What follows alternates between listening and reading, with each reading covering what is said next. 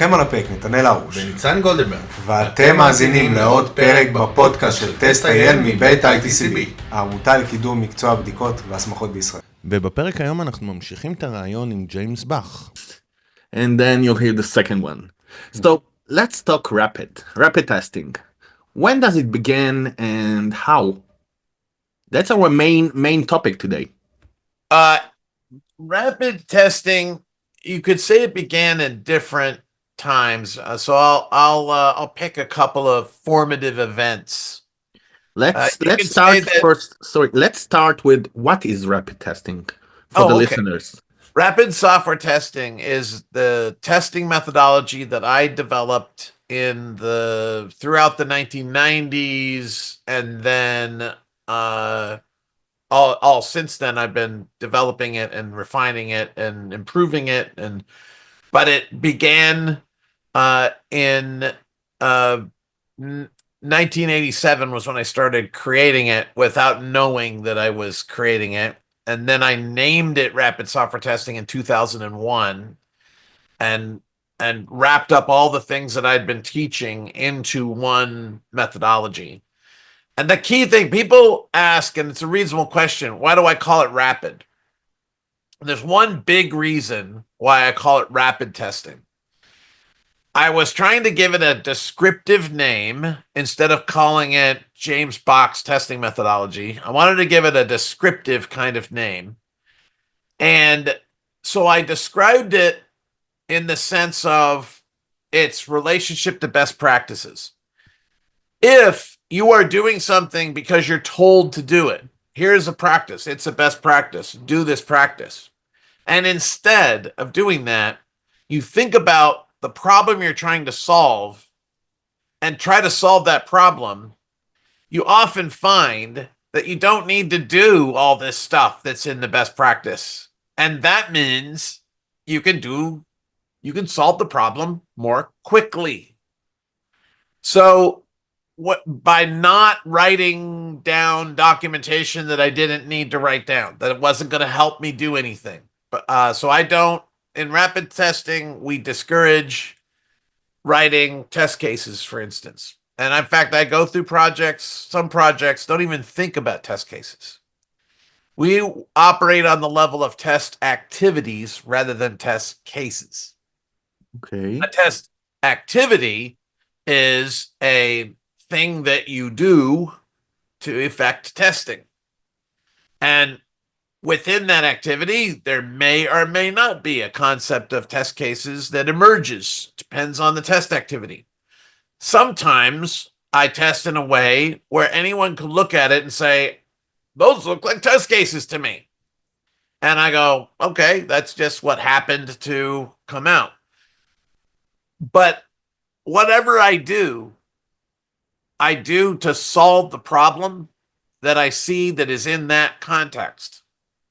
And so I customize and streamline my practices. And that streamlining process, which usually is saying, oh, we don't need to do this and we don't need to do that this time. That streamlining process means that you can test more quickly. So that's why I call it rapid testing. So what it really means is, if you were to just to take the rapid stuff is a side effect of what you're really doing. What you're really doing in rapid testing is you are building your testing skills so that you can recognize testing problems and solve them no matter what they are. And you do what you think as a tester is the right thing to do in that situation. So what that implies is that in rapid testing, we believe that the responsible tester should always be in control of the testing. So in other words, if I'm not responsible for the testing, then I cannot dictate the testing process to the tester. Whoever is the tester who is responsible, they get to decide what the process is. So the last project I was on was for Tricentis. I was working on a test tool for Tricentis, and I was actually designing the test tool. I wasn't the tester on that project. I was the designer. I was essentially the inventor of the tool, and we had a team of developers implementing, and then we had a product owner who was not me because I wasn't full-time, but he was my good buddy, Ben Simo, who is as much a testing expert as I am. And so he was perfect to be the product owner. And I was, you could say I was sort of the co-product owner. You could also say I was the number one customer of this, as if it was being developed for me. But we had a tester on that project. And that guy was the responsible tester. So he's a lot younger than me. He's a lot less prestigious, right, than I am. But it was really important for me and for all of us to make sure he knew that the product would be tested the way he thought it should be tested, not me. And I would help him with that. And in helping him with that, I play a role called supporting tester. I'm happy to be a supporting tester, helping him to test the product according to what he thinks the strategy of testing should be. So of course I gave him advice, and of course he asked me what I thought and all that stuff.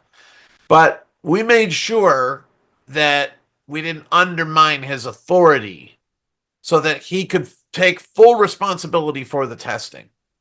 That's the attitude of rapid software testing. Mm-hmm. Now, this is a little different from the typical agile idea, which really bugs me. The typical agile idea is testing is everyone's responsibility. The problem with that is as soon as you make something everyone's responsibility, nobody takes it seriously at all. Nobody. If you say ethics are everyone's responsibility, then guaranteed nobody will read a book on ethics. Nobody will study ethical principles or ethical codes. No one's going to worry about it because they go, oh, well, everybody tries to be ethical. So it's just, we're all going to do it, which means no one will be blamed. No one person will be pointed at and made responsible for any of this stuff. And therefore, no one's going to point the finger at you. So you don't really need to worry about it. This is a psychological effect called, that psychologists study. It's called social loafing. That's the name for it. Social loafing. Loafing. Social loafing is the tendency of people to not try very hard if they're in a group of people all doing the same thing, and nobody can trace bad performance back to any one individual. Then in those cases, nobody tries very hard. So if you want someone to try hard, you need to make them responsible. You need to make them uniquely, identifiably responsible. So for good testing, I say, make somebody responsible for the testing. Everyone else can help. That's different. Helping is different from being responsible. But if you have one person for a particular area of the product or for the whole product, but if you have someone where you say, who is responsible for this testing? And the answer is that guy, then you have a chance of having really good testing. Because that guy knows that he's people know if it's bad testing, they'll know it's his fault, and you won't want to let the team down. Yeah. So that's how my attitude is a little bit different from the typical agilist. It's not my responsibility; it's everybody's responsibility kind of attitude. And now we want to talk about, let's get inside the rapid software testing. Yeah. So the first question. let's You all waited 2 weeks for that. Yeah. So testing is human-centered discipline. The human touch is all about product needs to be successful, as we all know, as we all feel. Yeah, Yeah. we're feeling the same. Yeah, we feel the same. Yeah. The human touch is all the product needs to be successful, as we all know. How important are the critical thinking, intuition, and emotion, and why is treating testing as a performance rather than a checklist essential for uncovering real risks? I want to take that last part. Why is treating testing as a performance Mhm.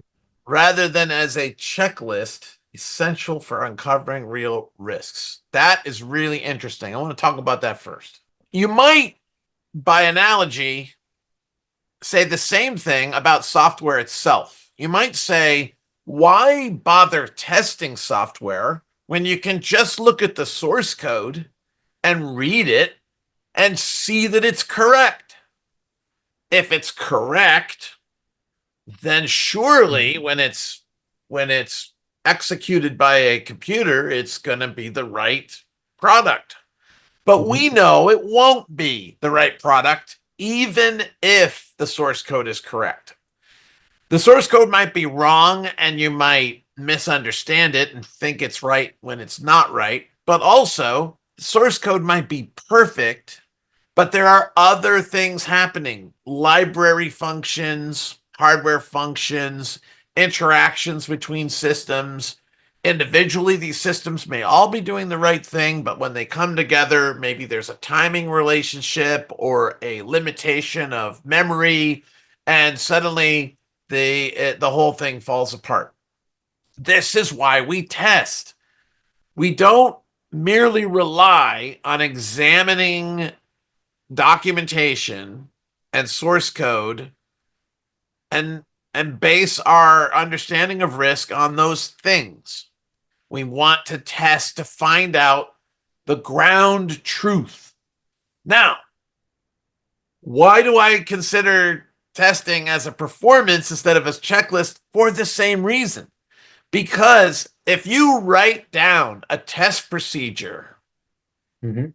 and expect me to just follow it, first of all, you can't expect any tester to correctly follow any procedure. Whatever procedure you give, you can't just assume that your understanding of the procedure is going to be the same as their understanding and that your performance of the procedure will be the same as their performance.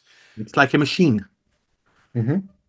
Unlike machines, testers bring extra things that nobody tells the human to bring to the table. This actually is a problem with AI right now, because if you prompt AI to do something, it won't just do what you think it should do. It'll do extra things that you didn't realize it was going to do. And that actually is a problem when you're building an AI-based app that you don't want to do anything unsafe. You can't control whether it does things that are unsafe, because the nature of AI is that it throws all this extra stuff in that nobody explicitly programmed it to do. So it's the same thing with testers.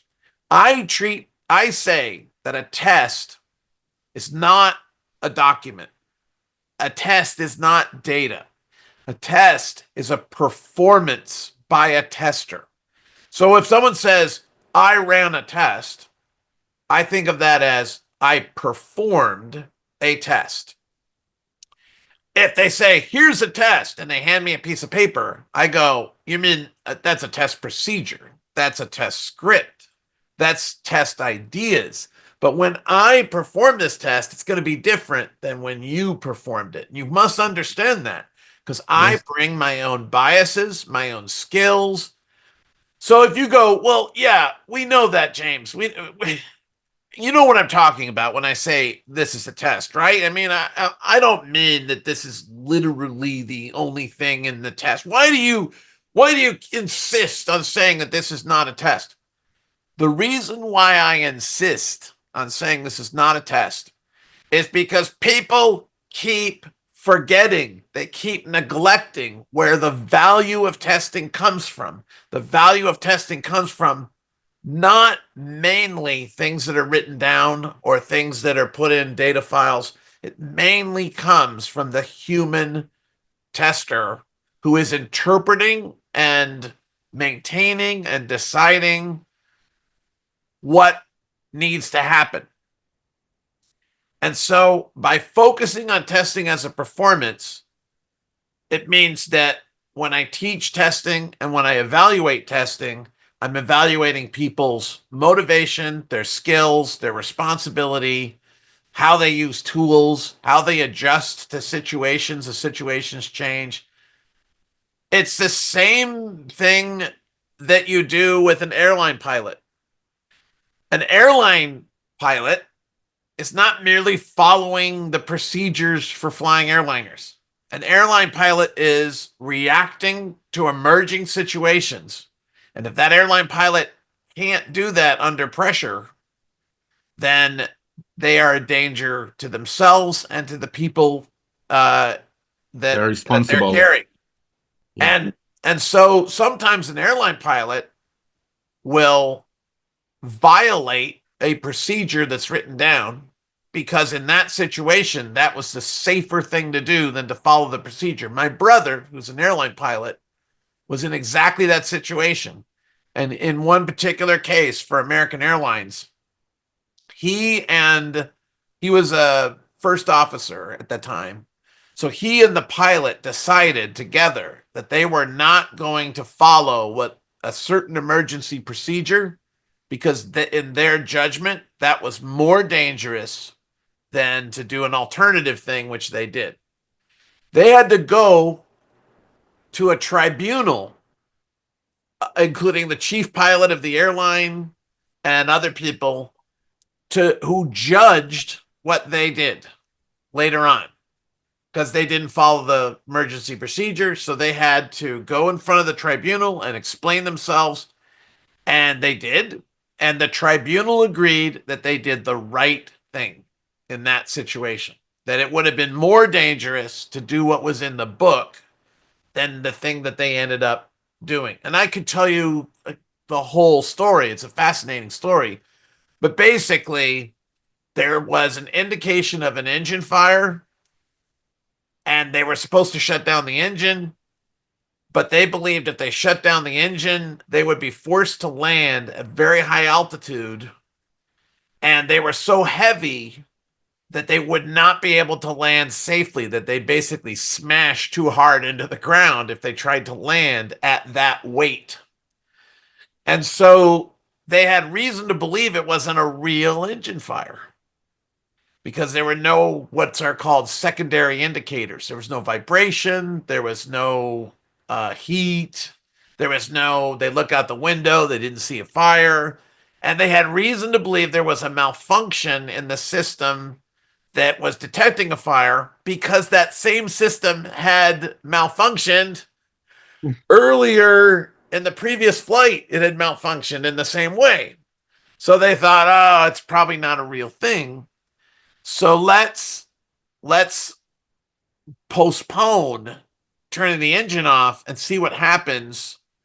And it turned out there was no engine fire.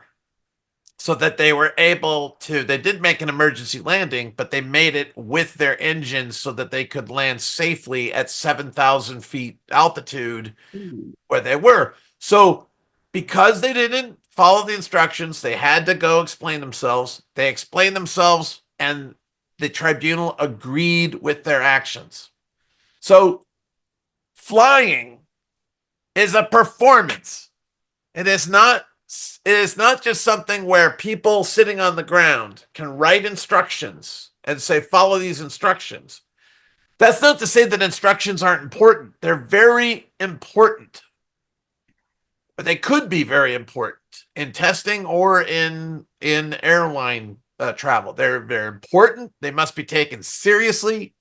But the reason why you train pilots instead of making it all automated is because pilots have a chance at interpreting a system that has become confused with itself, sensors that are confused, and bugs in the system. And a pilot has a chance of seeing that and solving that problem, unless you take that power away from the pilot, which is what happened in the 737 MAX situation, where the pilots had no chance because the system was so automated, it killed everybody, including the pilots, no matter what the pilots did. And that's why the 737 MAX situation was so diabolical and so tragic, is Boeing took away from the pilots their ability to override the system. And so that the pilots were just as much passengers as the passengers were. And those were lives that didn't need to be lost.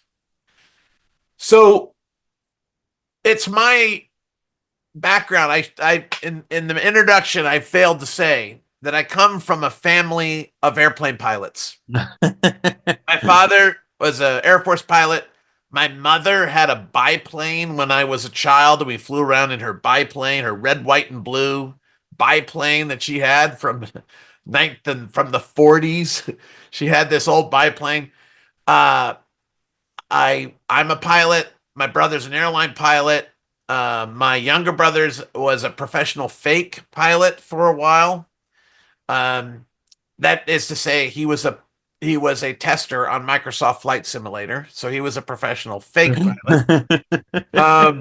He had to go to flight school to be a professional fake pilot for the Microsoft Flight Simulator team. But he never flew real airplanes. And so I have experience of what it means to be trained to be a pilot. And it's very much centered on responsibility and skills and ability to understand systems in real time.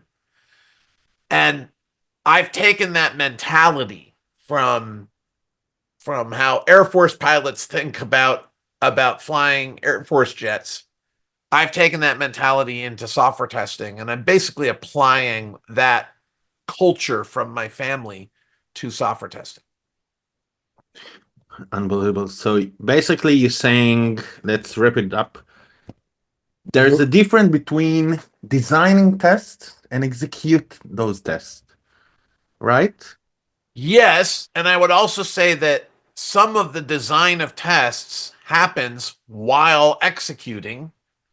Exploratory testing. And I would say that all testing is exploratory to some degree. Even if you are following a script, there still is an exploratory element to it because you have to interpret what's happening on the screen. I'll give you an example of how all testing is exploratory. What if I give you a one-step script?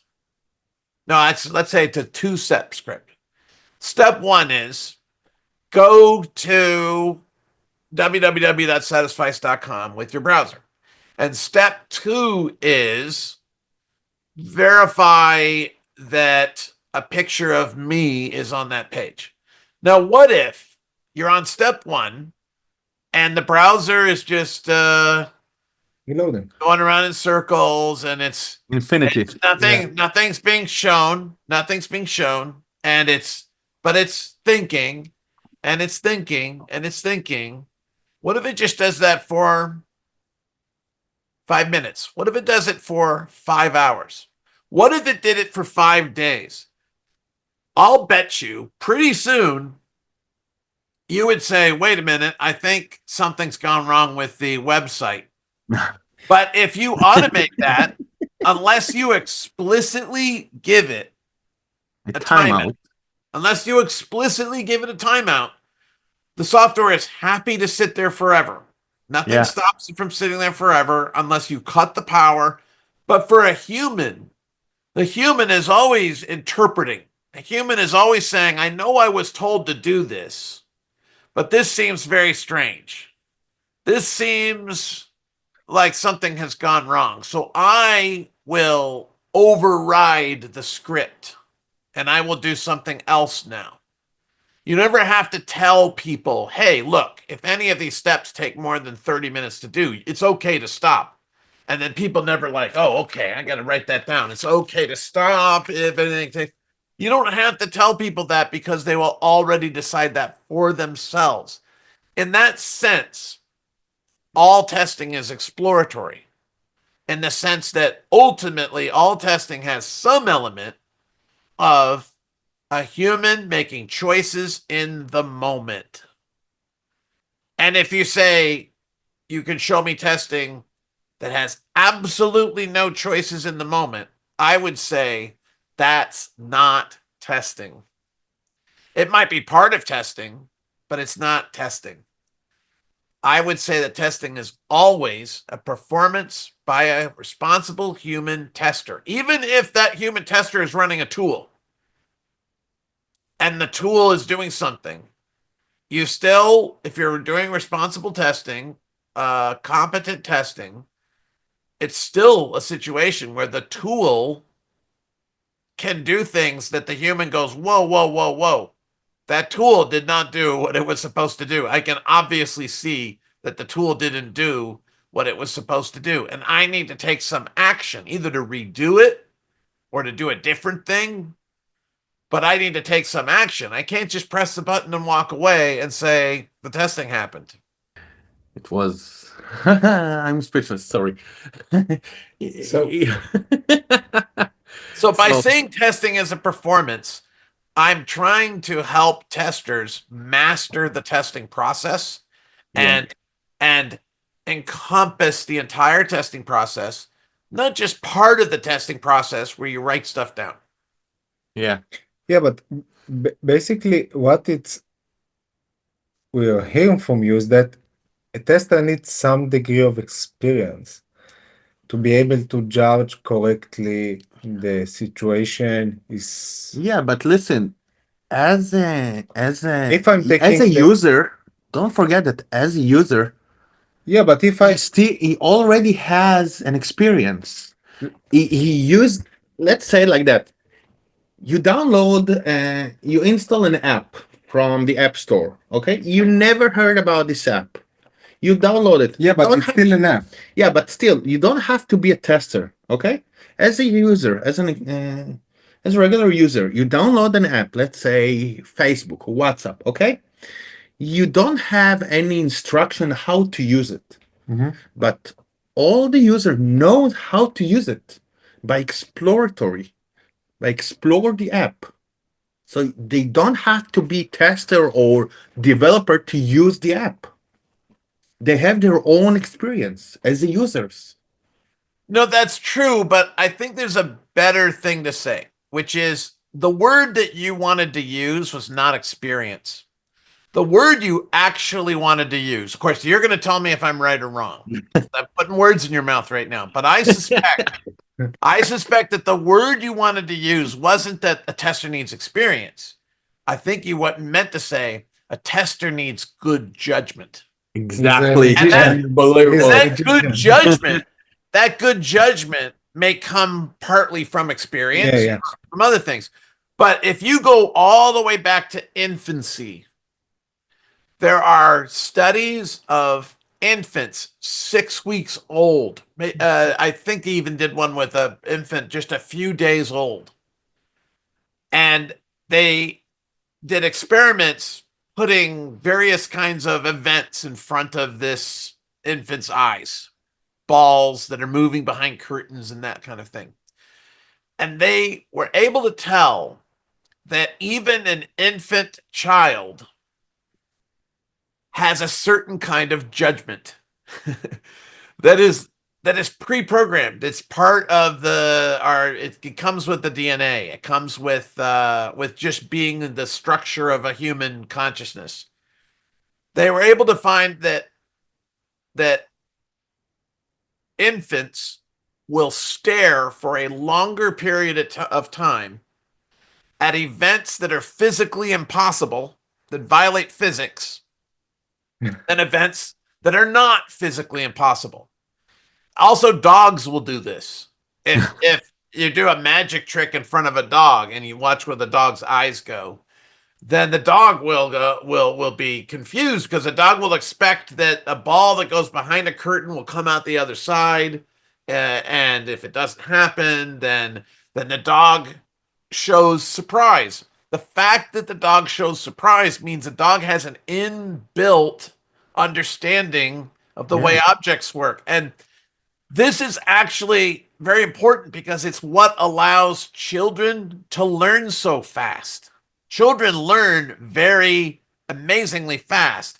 They learn fast because they already have a pre-programmed sense of physics and reality in their minds to some degree, which rapidly gets filled up and tuned with experiences.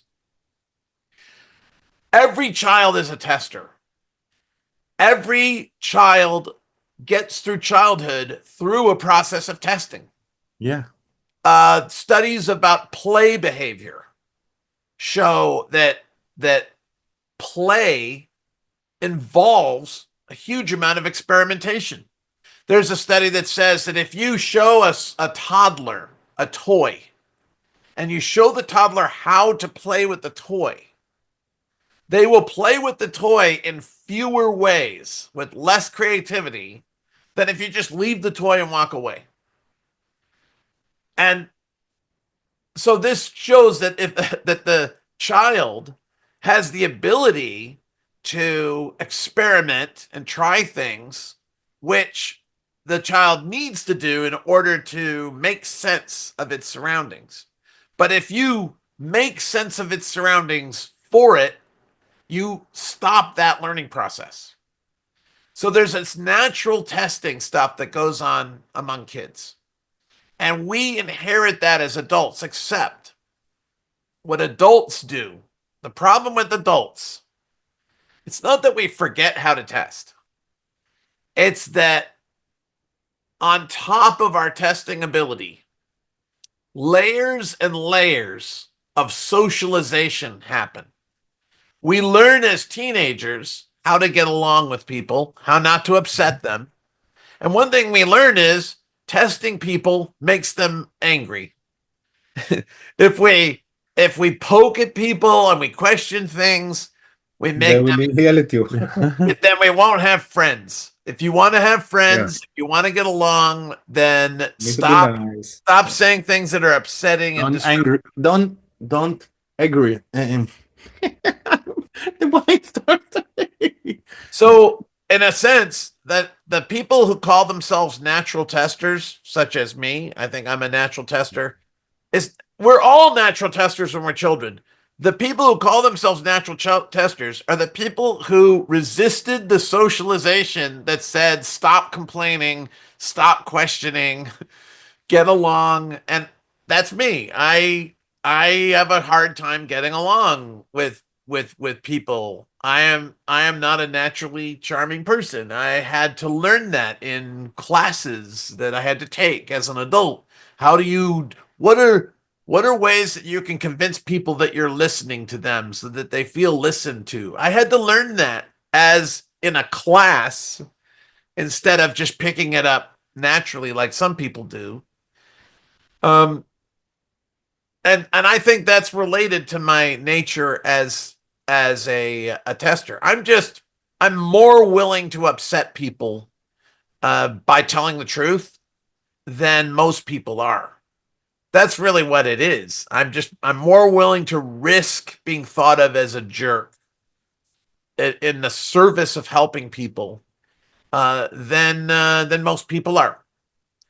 And sort of what we really want is we want people to harness their testing abilities that they've had since they were tiny children. We want them to harness, to develop those ideas, but to use them in a graceful way. So I'm not saying that you have to be a jerk to be a tester. I'm saying that I hold myself to a standard. I aspire to be a super effective tester, but also to be a helpful, kind person. A lot of my competitors and professional rivals don't think that I'm very good at being a kind person, and they may have a point there, but that still is my aspiration. Nevertheless, I want to be kind and reasonably gentle But I also want to be effective as a tester. And so I'm going to take some risks that I might upset people by doing that. Okay, so let's Let's talk continue. about, That's about our risk-driven approach. I think we already, We talk about it a little. yeah, about Okay. the responsibility. Yeah. So from Apple to Agile. Yeah. Regarding evolution of testing methodologies, you talk about different methodologies as a rapid testing. From the early days at Apple till now, how do you principles of rapid software testing remain relevant and adapt to the modern challenges of continuous delivery? Okay, there's a couple different kinds of evolution that are going on. Yeah, of course. So one kind of evolution is and not just but the community of people that I associate with who are context-driven testers. One of them is our evolving understanding of the principles that were as true in 1850 as they are today, or 1825. They were true in 1825 when Charles Babbage was working on the first computer, and they're true today. So that's 200 years of computing. So one is just we evolve our understanding of these principles. So that's one kind of evolution. Another kind of evolution is we may modify the principles to deal with an evolving world. And then there's a third kind, which is the principles don't change, or the principles may not necessarily change, but our application of them takes a different form. So those are three different things. Principles don't change, but our understanding changes. The principles actually do change a little bit. And maybe the principles don't change, but our application of them changes, so the examples look different. So let me give you an example. Here's a basic example of how testing is very different today than it was in 1990. So 35 years ago. What has made testing really different? We had complex software then that we were testing, so that hasn't changed. Yeah, it's the same as today.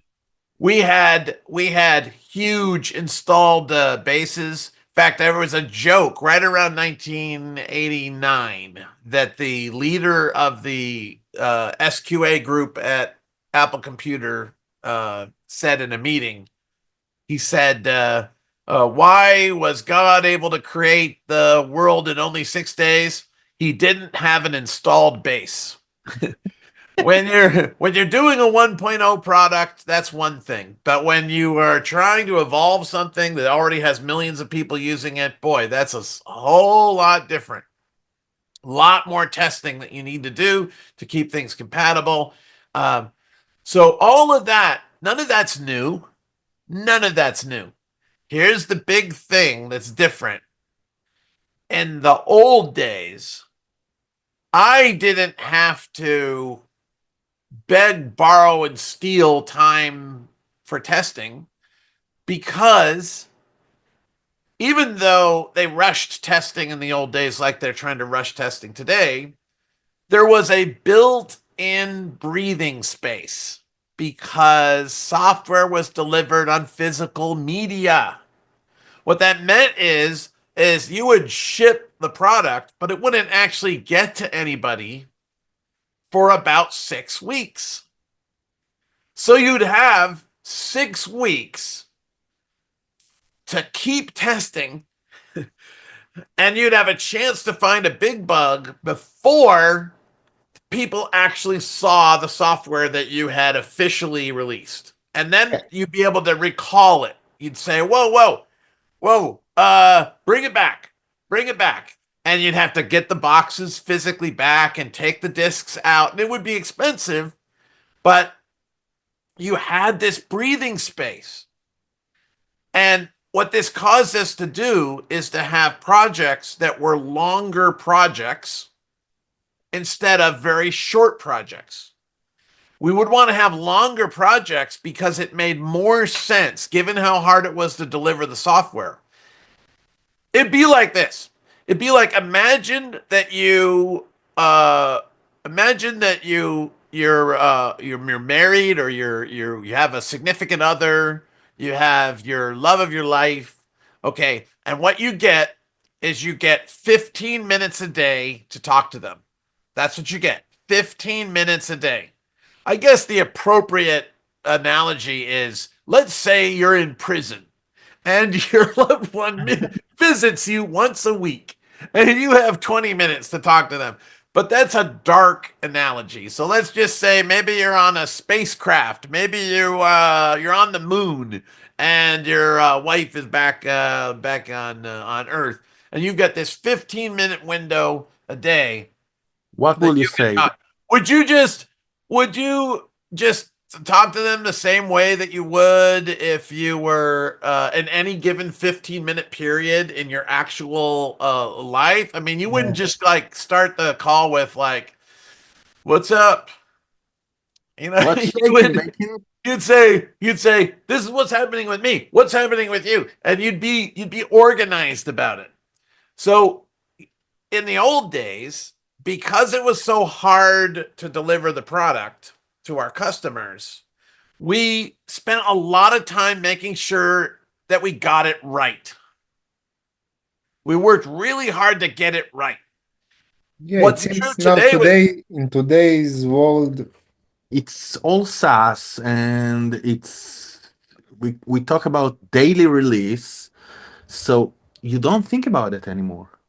you can roll things back if it doesn't work. yeah, Right. So the problem with all that is that there are some kinds of bugs that are hugely damaging, even if they were there for only a small amount of time. Yeah. They can. There's certain kinds of bugs that well, there's a famous CrowdStrike situation, Yeah, which we caused talked $5.5 before the billion podcast. of damage, and it's just one little problem. But woo, what a problem. Yeah. So the risk dynamics are different today. The risk mitigation dynamics are different. So that creates a situation for testers, though, that it really puts us in a bind. What it means is that instead of being automatically given the time to test that was just built into the fact that it was a long project, now we have to argue for almost every minute of testing that we're allowed to do. We have to say why. Why do we need it? So testers need to learn a new skill that we didn't need back then. We need to learn the skill of arguing in real time about technical risks, the potential for technical risks, product risks, and what kind of testing do we need to do and why we need to do it. But if testers aren't good at that kind of arguing, then the company just runs right over them and just says, we're just going to ship the product. And the tester says, but there might be a problem. And they go, yeah, there might be a problem. There always might be a problem. But why should we specifically delay this release here and now? Well, because I have to test. What do you have to test? So if you can't put this into words, you are at a tremendous disadvantage. The other thing that happens is if you can put it into words, then people are really annoyed that you keep stopping them from delivering the product. Even though they agree with you, they still think you're irritating and you're always trying to slow the project down. Here's a line for you to put on your coffee mug. And it's like it goes like this. Write it down. Testing isn't slowing you down. Prudence is. It's prudence. That's why you're not shipping the product right now. It's not testing. It's The prudent. reason why you are testing is you are prudent. You could do this. You could say traffic really slows me down. Like, traffic is not slowing you down. You can go really fast as long as you don't mind running into other cars. Or Just people. just plow into them. Just go up on the sidewalk. Just push them out of the way gently. You can just push them, gun the engine, and they'll go off the road, and then you can drive by them. Why don't you do that? Well, prudence, because you don't want to be an outlaw, because you don't want to hurt people. So it's not just traffic slowing you down. It's the fact that you choose to be safe and law-abiding and responsible. That's what's slowing you down. So when I say I need to test and people are going like, testing really slows us down, I can go, well, you don't have to test. Just live with the bugs that you're going to pour out onto your users if that's okay with you. But is it okay? That's really the question. These things are arguments that must be made. And some people are more resistant to these arguments than others. Some people are better at making these arguments than others. So that's an example of how we've had to evolve. We've had to evolve rhetorically to get better at defending ourselves. And you can tell that I must be right, because lots of companies have reduced the number of testers. They've gotten rid of testing groups. Maybe there's one tester and 10 developers in a group, and the tester doesn't have any test We managers. talked about before the podcast, me and ניצן talked about it specifically, that companies actually reducing the amount of QAs, amount of testers. Yeah, the company, and they do that because they can get away with it. Because they give the developers the shift left. They give the developers the responsibility of the quality. That's what they say. I mean, it's mostly nonsense. Exactly. I mean, I have a client, or a former client, that a few years after I worked with them, they just recently fired their whole test team because the new CTO decided that, well, we could just use AI and this AI tool that will automatically test. It turns out, and then he was going to have the developers run the tool. Well, it turns out the tool doesn't work. It doesn't do. But they've already fired the testers. They The testers are relied on the tool itself. Mhm. Yeah, and also you could say they relied on the judgment of a very bad CTO.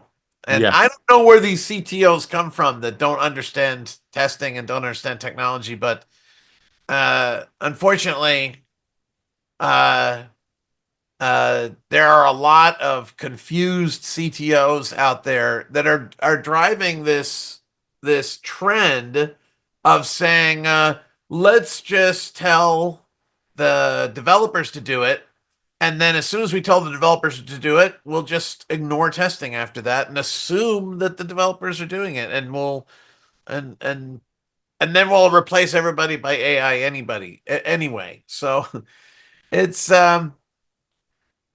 unfortunately, the industry has to learn, and part of the way that it learns is through regulation. So are you familiar with, there's a new EU directive that just came out a couple months ago.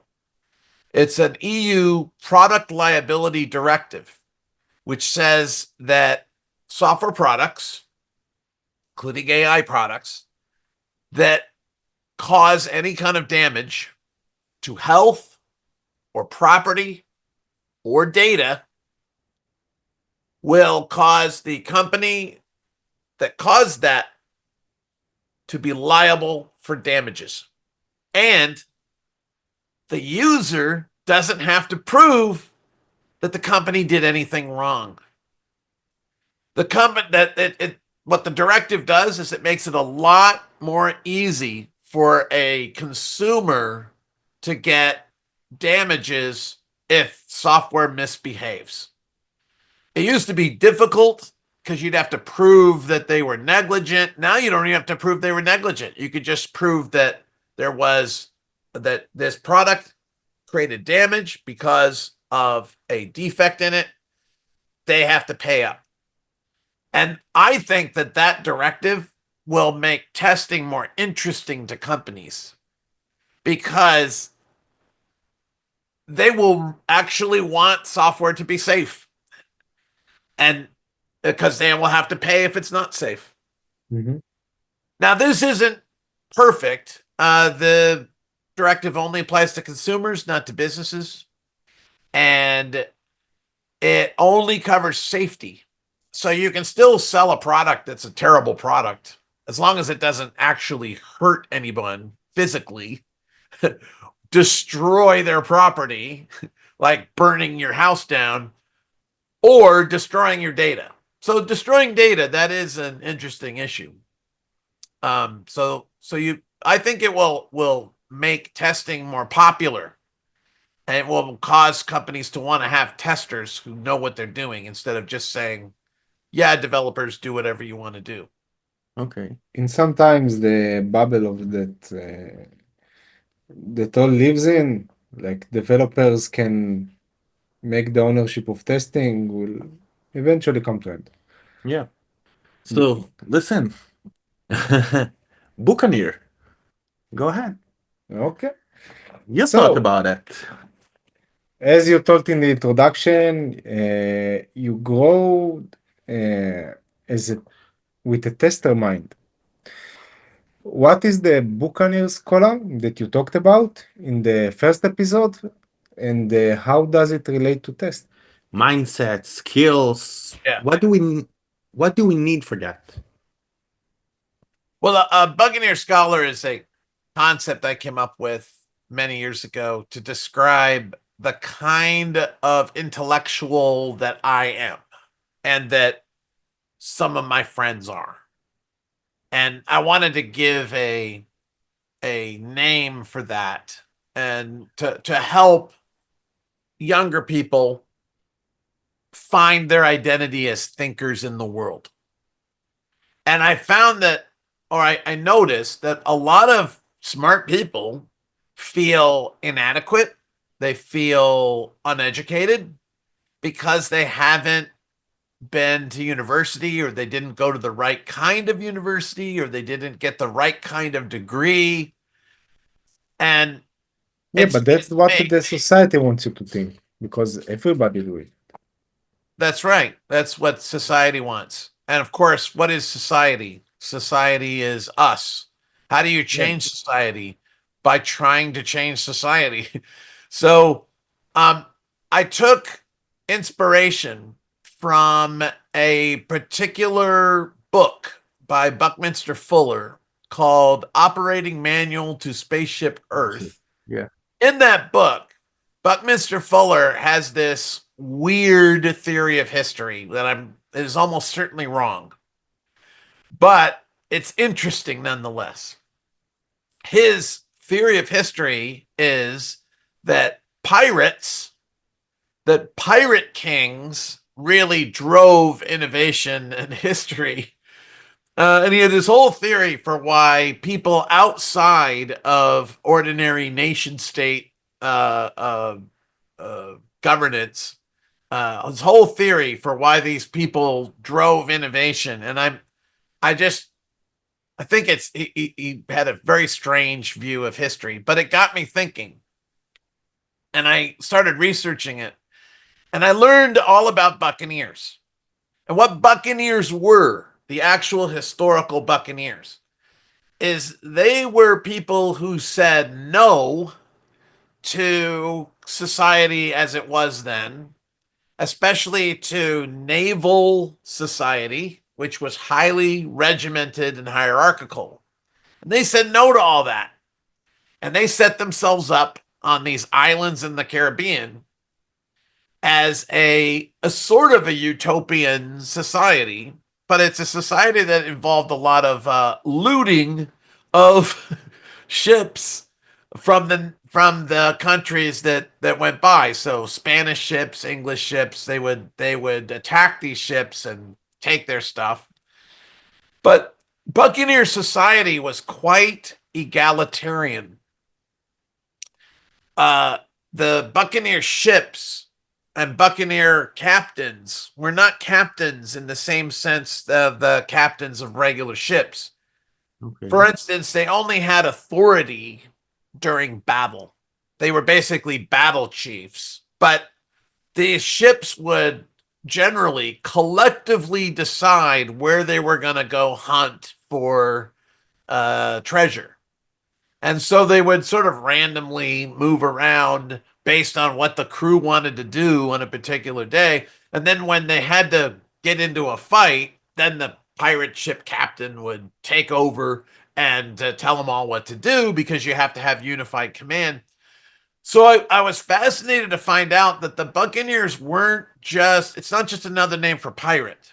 What it was a society of self-created, self-educating people. And that's, I think, what Buckminster Fuller was trying to talk about. So I said, you know what? That's a perfect analogy for me, because I am outside of all institutions. I am not institutionally educated. I don't have any certifications other than driver's license, motorcycle driver's license, Flight license. an expired pilot's license, a scuba certificate that lets me, means that people will be willing to rent scuba equipment to me to do scuba diving, a level 1 paraglider pilot's license so that I can be All the allowed cool to stuff. fly Yeah. paragliders. I have these various little certifications for operating certain kinds of equipment. But other than that, I have no certifications that I've achieved in my whole life. And that's because I'm self-certifying. I'm community certified. And the basic Buccaneer idea is that education is not given to you. Education is not put on you. Education means the mind that you have created and your process of creating that mind of yours. That's what education is. What makes someone interesting to talk to is their education. But their education comes from all these things that they've done to become interesting. So my son, for instance, he went to school until he was 12 years old, and then he decided to stop, and I supported him in that. And we homeschooled him, which really was nothing. We didn't do anything at all. So he left school when he was 12 years old. He builds computers for my business. So he built the computer I'm using right now. He taught himself to do that. He taught himself philosophy and political science, and he obsessively gets into various podcasts about history, and then he wants to tell me all about Chinese history. And so we have these conversations about stuff. His education is a pastiche of all kinds of humanist, historical stuff that he gets excited about. And then he writes stuff. So he wrote a science fiction novel when he was 21 and published it. And he's worked on a number of novels since then. But I find him a fascinating man. He's wonderful to talk to. He causes me to see the world in different ways. And I have some videos online of me talking about testing with him. And I'm surprised that he knows so much about software testing. But he knows a lot about software testing that he's picked up from watching videos online and reading some stuff that I wrote and what some other people wrote. So my son is an educated man, but his education is an eclectic education driven by his passions. Another key thing about being a Buccaneer scholar is we're focused on what we call authentic problems. An authentic problem is a problem you care about, as opposed to a problem that some teacher assigns to you.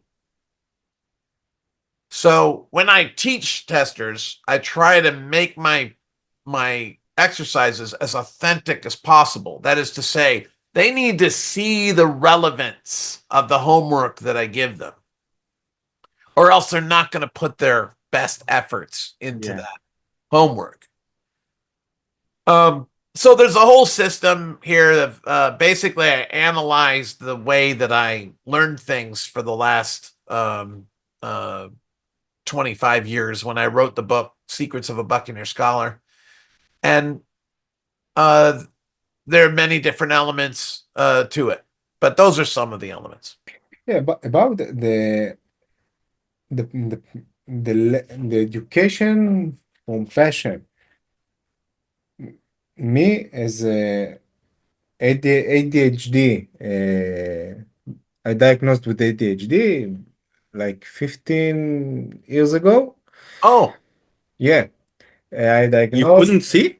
Couldn't you see? No, because you see, I'm really focused. But what I learned about myself, that if there is a subject that I was like I was in class and the teacher teaches a subject that I was doesn't Who was your teacher, by the way?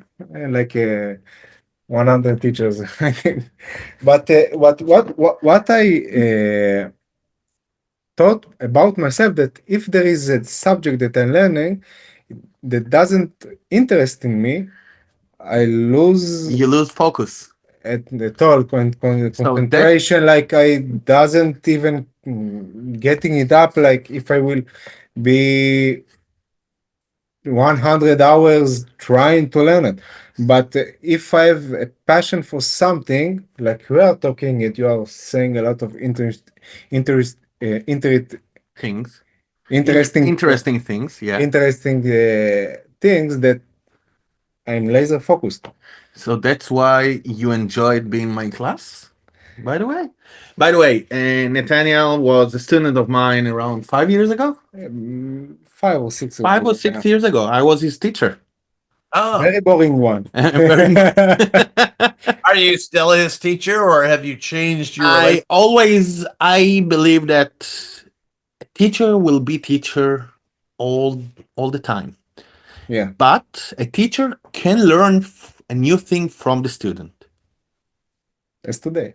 Do you find that the relationship evolves to be a little more of a peer-to-peer situation, though, eventually? In some fields, I think. Yeah. Yeah, in some fields. ניצן have a lot of background in managing at I was so in a work processes. so I changed my field from hotel management to software testing 10 years ago.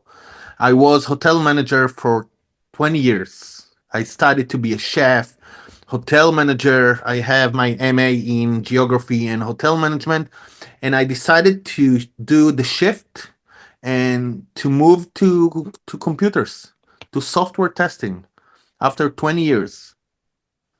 I think being a hotel manager is excellent preparation for being a software tester. Yeah, exactly. Because I've never been a hotel manager, but I'm going to guess, you will correct me if I'm wrong, that to be a hotel manager, you have to maintain situational awareness of what a bunch of people are doing, when they are doing it, how they are doing it, and their interactions with guests.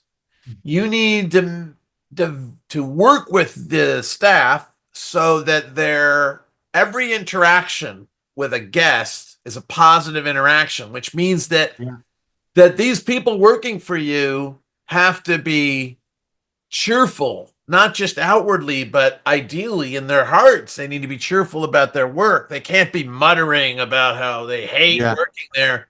And so, yet they have to do menial activities.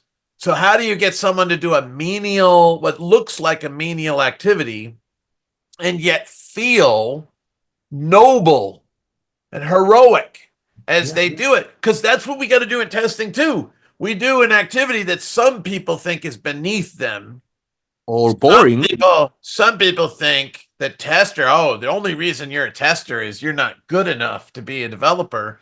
And we've got to see the sophistication and the nobility and the wonderfulness of testing, despite the fact that other people might look down on us. We not caring that they look down on us. Exactly. And similarly, you have guests, I bet, that look down on your maids, for instance. And if I would think that if I were a hotel manager, I'd have to work pretty hard to make everyone, whoever was a room cleaner, to feel like that was the most important job. Yeah. And that I'd have to just pour out the respect for them, and they'd have to feel that respect, because there's so many ways that they are not supervised. I can't supervise them, and they can screw everything up for our hotel. So I would think that to do that at the very highest level is excellent preparation. It would transfer, a lot of it would just transfer over to the world of software testing. And so many parallels, it seems to me. You have to be, as a hotel manager or a tester, you have to be a multitask talented. Yeah. Are you a father? Yeah, I have 2 kids. Like, becoming a father transformed how I think about management and consulting and service, because being a father is like working for a very unreasonable boss. Oh, and you can't there was quit. 2 bosses. And you can't 3, quit. by the way, 3 bosses. Yeah, my wife and just- 2 kids. I decided to go for the easiest parenting scenario. So I decided we're going to have a son, and only one of them. And so it's harder for my wife. She's had to deal with the son. But I thought, I would deal with the son. I understand the son. So just one of them. But man, very unreasonable when he's 7 years old. I couldn't get my son to agree with me that I knew how to pronounce words better than he did. I couldn't even, he wouldn't accept any correction. He wouldn't let me teach him anything except by accident, or if I made it look like an accident, he'd be willing to learn something from me. I had a very opinionated son, very unreasonable boss there. But it helps you understand the power of service and to feel the good about doing certain menial, dirty tasks. When I was a kid, I wasted time and didn't do my chores and didn't do my homework and walked around in the woods and had fun and played all the time. And then when my son was the same age, I'm doing all this work, cleaning, taking out the trash, doing chores, and he's playing video games. And I was feeling, at the time, I'm feeling like that's exactly what I want my son to do. I want him to have a carefree childhood that I had. I had a carefree childhood. Now is the time for me to do the chores I didn't do when I was a child. And maybe someday he will become his turn to do the chores for his child. But I now am very comfortable doing menial labor so that my family can be happy and comfortable and do the things they want to do. I feel perfectly at home with it. And part of it is because I know I had a long and relaxing childhood. So I feel good about it. It's an interesting meditation when you think about how hard it is to be a parent. Oh my God, it's much yeah. harder. It's much harder to be a parent than anyone will admit. That nobody told me before I was a dad how hard it was going to be. And if they would told you, You would wouldn't you do believe it it. differently? No, I wouldn't have Couldn't believed them. imagine that. I wouldn't have believed them because I would have said, well, it can't be that hard because after all, humanity has evolved and there's billions of us. But here's what I now know. Humanity would never have evolved if we did childhood and parenting the way we do it today, 5,000, 10,000 years ago. 50,000 years ago, I'm sure children weren't raised by individual parents. They were raised by a group. It was like a whole group of, your tribe was raising the child, not just you. But these days, like, you're all alone, unless you're rich enough to hire a nanny or something, or you have a big family. I don't have a big family. I didn't have anybody to help us watch this child. It's so hard, so much work. But on the other hand, it felt worth doing, and that it helped me evolve as a person and all that stuff. And I For sure. I recommend it because it's very hard, but you will. It opens up a new dimension of experience. Yeah, it's teaching you things that you didn't even. Thought of doing or how to do that. Yeah. Yeah, like before I was a parent, if someone said your toddler child is going to throw up all over you, she's going to puke all over you, and you won't mind at all. It won't bother you at all. I would have gone, what? I'm sure it would bother me, right? It doesn't bother you when you're a father. Here's why it doesn't bother you. If you take food in your mouth and chew it up and then spit it all over yourself, you go like, oh, I have to clean this up now. But you're not really disgusted because it's like, it's you. It's natural. If I spit on myself, I don't feel like I'm being spit on. And it's a weird thing happens that when your child pukes all over you, it's just like you. He's you. Exactly. This child is you. Part of me. It's part Yeah. of me. So it's more like me licking my own hand. It's not like a dog licking my hand. It's like me licking Or my dog hand. licking. That I would never have known that unless I had experienced it. And Yeah. you know what? Let's bring this back to software testing. I'll bring this back to software testing. You No, asked back to me the something. subject. You asked me something. One of your first questions that you asked me. You said, "What's the role of intuition and empathy and all this stuff?" Yeah. When we test software, we need to experience the product to some degree the way a user will experience it. If we don't get at least some experiential testing, I call this experiential testing, when you experience the software in the same way that a user will. If you don't ever do that experiential testing, you're missing out on the feelings, on understanding the feelings of the user. And that means that you won't understand how important certain bugs are. You can still find bugs without doing experiential testing. You might miss some bugs that will turn out to be very easy to make happen if you don't do experiential testing. But the other thing you'll do is you'll miss out on understanding how important these things that might seem like small things. Mhm. But for instance, if I'm filling out a form and I press the submit button and it says, I'm sorry, your user session has expired. And you go back, you click on the back button and it And nothing says, happens. there's nothing that you can't go back. This page is not available. And so now I've just lost everything that I typed into that form because I got interrupted and I had to go deal with my sick child for 10 minutes. And then I came back and I tried to finish filling out a medical form and it said, it just threw away everything. Yeah.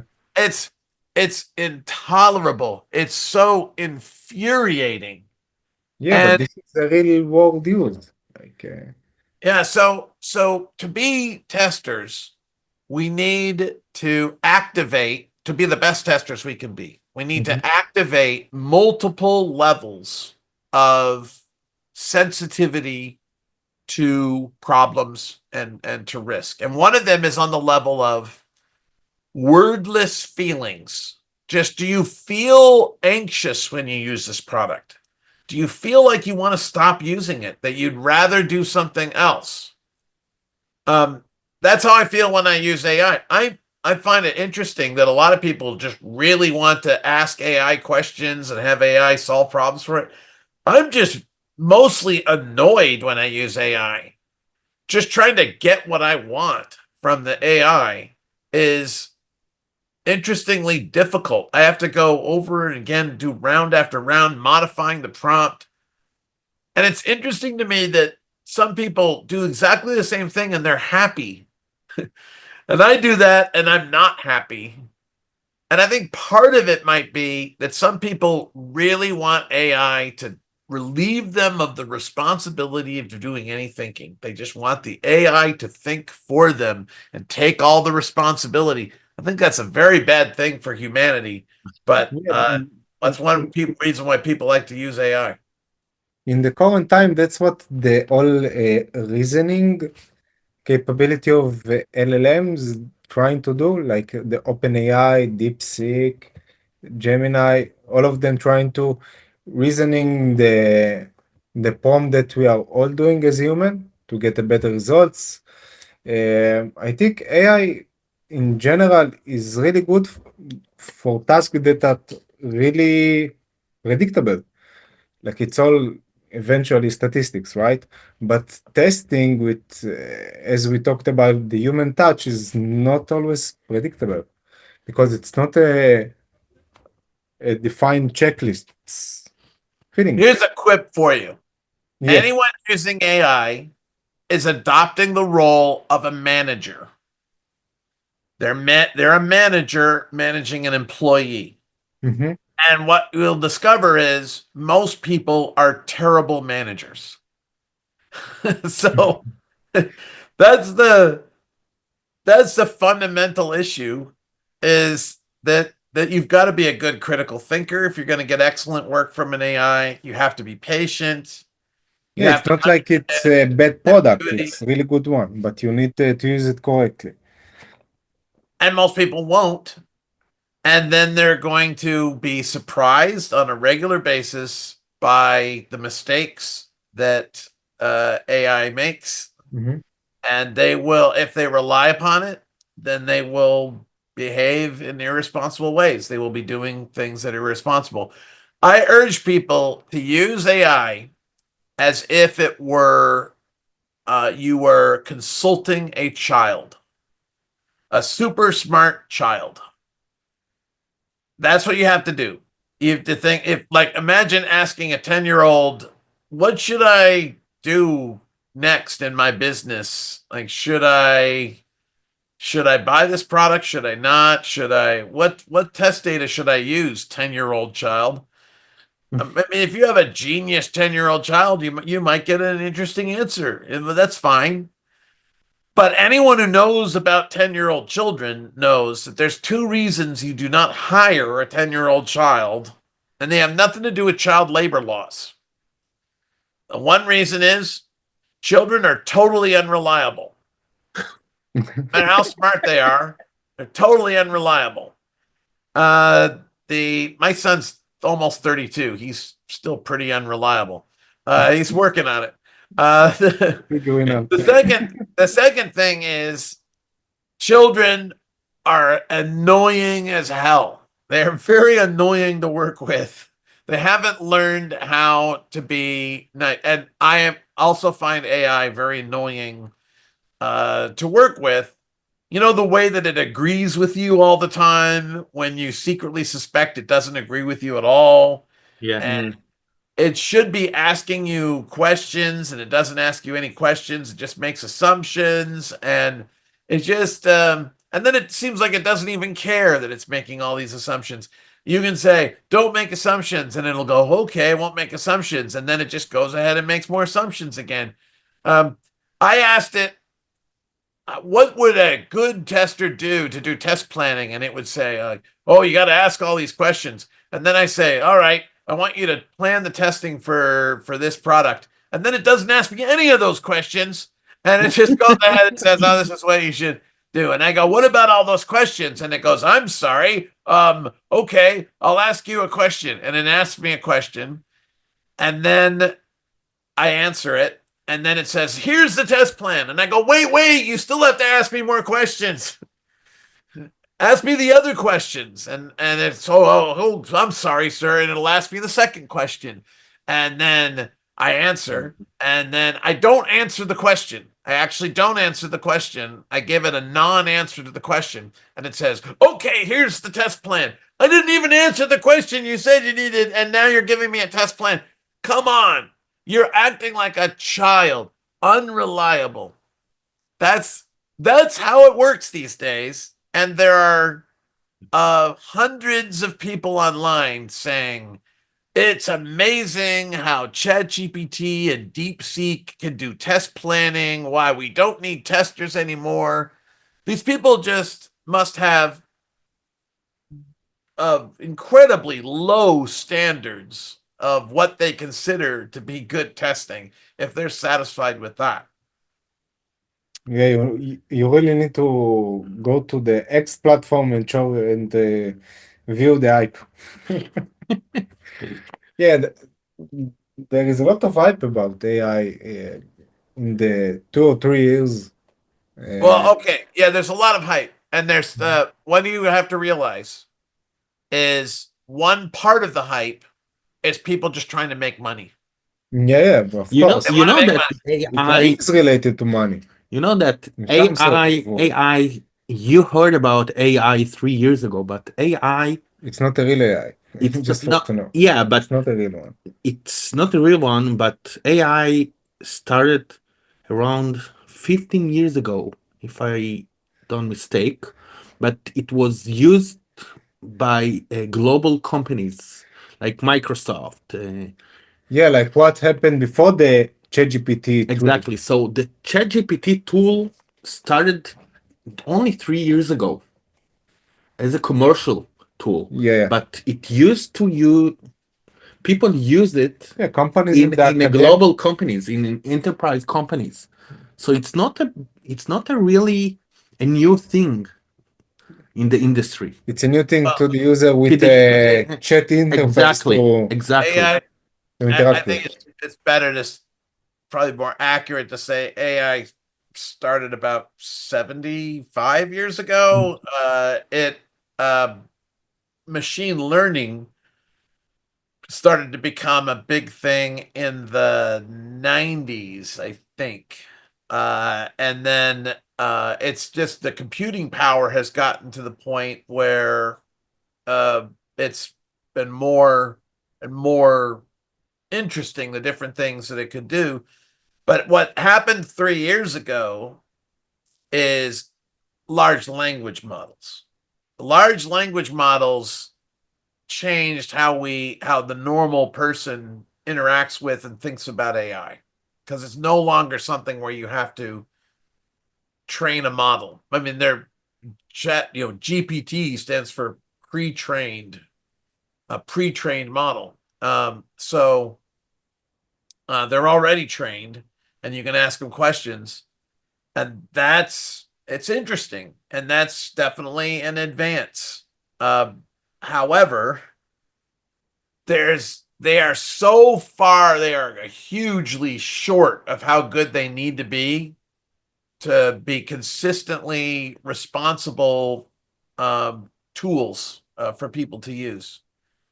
And Yeah, it's still a they're tool. gonna be People thinks that in some sort of way that They can rely on, it's but like some magic, but it's in the essence, it's still a tool that you're using, like you're searching on Google. he already he has bugs need to be fixed. Even he has to think, so you need to teach him.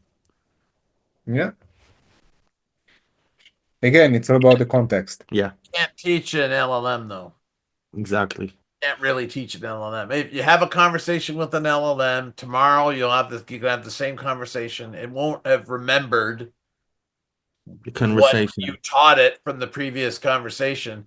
Sometimes people say, well, humans are confused and incompetent too, so why are you blaming LLMs? Well, when I'm dealing with a confused, incompetent human, I can teach them and they get better. If they never get better, then they have to lose their job. I mean, if you don't get better, then you get fired. But an LLM doesn't get better based on conversations that I have with it. So You're fine-tuning it, not teaching it. It's something you else. could fine tune it in different ways, but that's a different kind of process than we Yeah. use humans that we deal with. I have an easier time. It's much more understandable, the kind of things I go through with new testers to teach them how to test. But I don't get that same kind of experience with LLMs. What I have to do is craft a whole bunch of prompts. And I can't predict how these prompts will work in different contexts. That's one of the problems. You can't. I've done systematic experimentation with LLMs, and I've given slightly different prompts they almost seem like the same prompt, but they're slightly different. I change a word here and there, and then I get different performance out of them. And I wouldn't have predicted that I would get different performance out of these prompts that were just changed by a little word here and there. So I need to do a lot of testing in order to come up with any general statements that I can make about the reliability of LLMs. And people aren't doing this testing. They you know what they do is they call it testing, but what they actually do is they try a few things. They say, "Oh, look, it didn't give me a bad answer." And then they declare, "Therefore, it works." This is really bad testing, but that's the standard that is out there right now. And I'd like to raise the bar of testing LLMs. So I'm that's why I'm practicing testing LLMs. I've got a lot of work left to do, but I've made some progress in learning how to test LLMs. And I think that's in the future, that's going to be very important for testers. You're Yeah. going to have to understand the limitations of LLMs. You need to understand how to test them, how to test systems built with them, and how to talk about the risks of LLMs. I think we found another topic for a podcast with James. We can For go another into evening. For details. another evening, yeah. We can go into details. I have a breakdown, an outline of what specific things are different for testing AI versus testing other kinds of complex software. We already know how to test complex software, but what is it that makes AI special? There are a few things that are unique, and they are big testing challenges. Yeah. We need to master these things if we're going to be developing software in a responsible way. Listen, James, where can we find you? Website, email. My website is Where can we www. find your books? Okay. Well, my website is www.satisfice.com. My book, Lessons Learned in Software Testing or Secrets of a Buccaneer Scholar, I mean, they're available on Amazon.com. Also, you'll find that you could find PDFs and pirate them like a good Buccaneer. If you try, you'll find them out there somewhere. But I don't mind if you purchase them too. That's cool.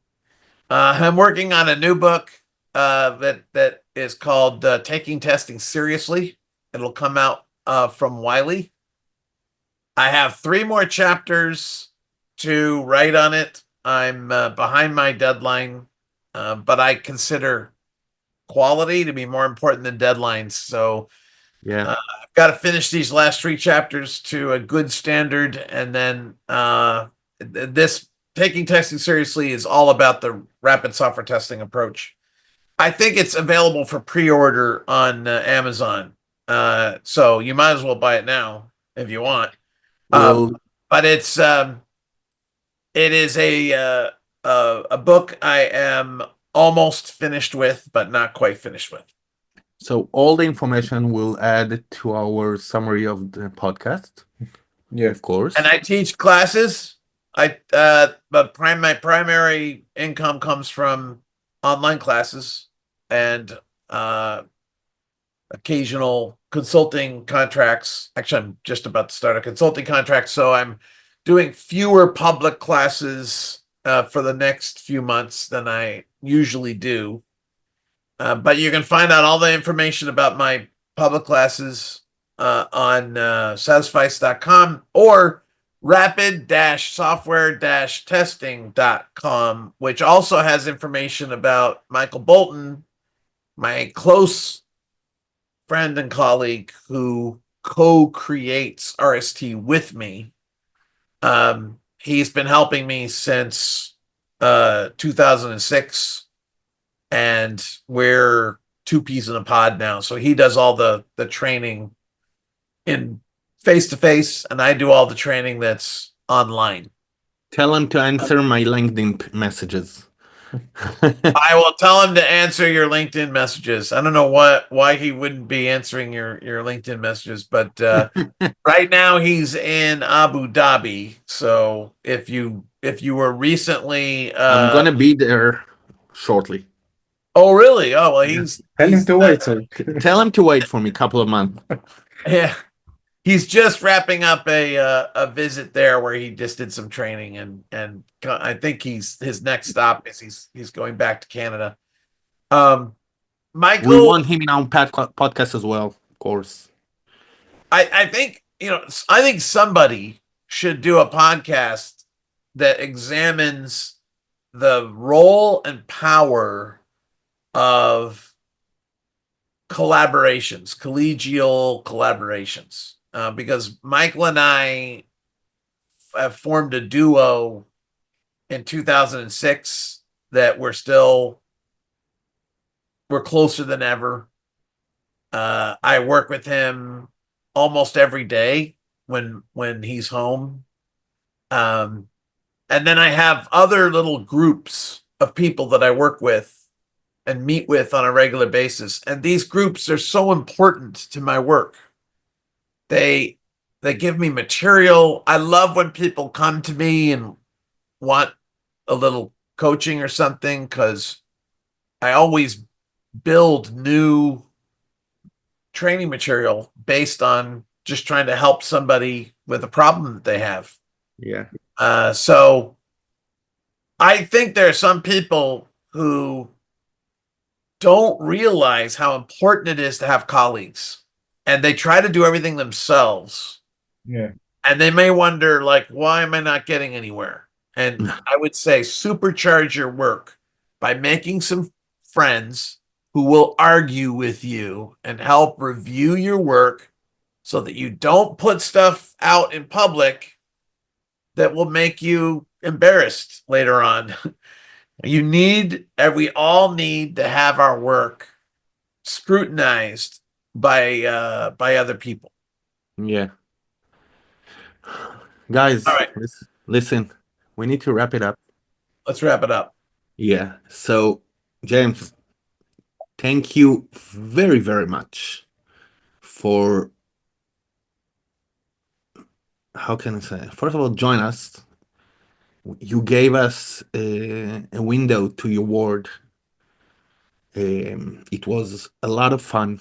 It was honor.